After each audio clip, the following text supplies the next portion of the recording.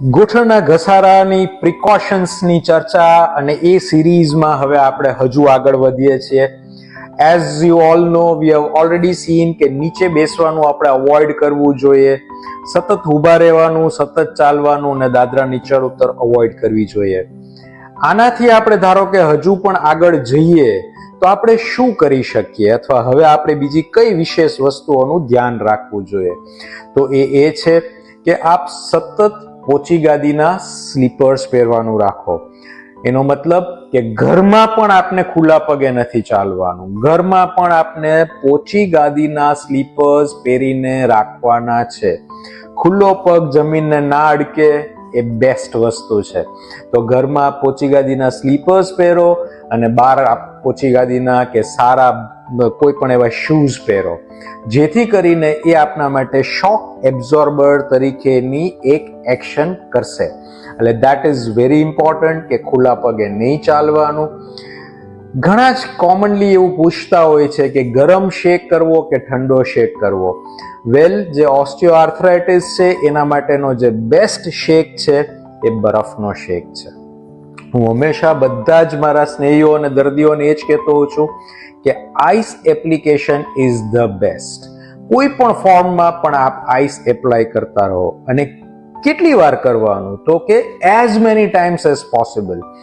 આપ દિવસમાં 5 વખત કરી શકતા હો તો 5 વખત કરો, 6 વખત થઈ શકતું હોય તો 6 વખત કરો અને 10 વખત થઈ શકતું હોય તો 10 વખત કરો. કેટલો સમય કરી શકાય, કેટલો સમય કરવો જોઈએ, તો એ પણ આપ કેટલો સમય કરી શકો છો, આપ કેટલું ટોલરેટ કરી શકો છો એટલું કરતા રહો. 2 મિનિટ રાખી શકાતું હોય તો 2 મિનિટ રાખવું, 5 મિનિટ રાખી શકાતું હોય તો 5 મિનિટ રાખવું. આપની પાસે 10 મિનિટનો સમય છે તો 2 મિનિટ શેક કરી લેવાનો, બરફનો શેક કરી લેવાનો. Ice application helps. એનાથી ખૂબ સારો અને ખૂબ મોટો ફાયદો થશે. અગેન, આ બધાની સાથે અમે હંમેશા એમ કહેતા હોય કે સનલાઇટમાં બેસવાનું રાખો, તડકામાં બેસવાનું રાખો. જ્યારે પણ આપને અનુકૂળતા હોય, જેટલો પણ આપ તડકો લઈ શકતા હો એટલો તડકો લેવાનું રાખો. બહુ બધા લોકો પૂછતા હોય કે શું ખાવું જોઈએ, તો હું હંમેશા એમ કહું કે તડકો ખાઓ. જેટલી આપ સનલાઇટ લઈ શકો એટલી આપ સનલાઇટ લેવાનું રાખો. પુષ્કળ માત્રામાં પ્રવાહી લેતા રહો. Even simple water helps. આપ ફક્ત પાણી પીશો તો પણ આપને બહુ મદદરૂપ થશે.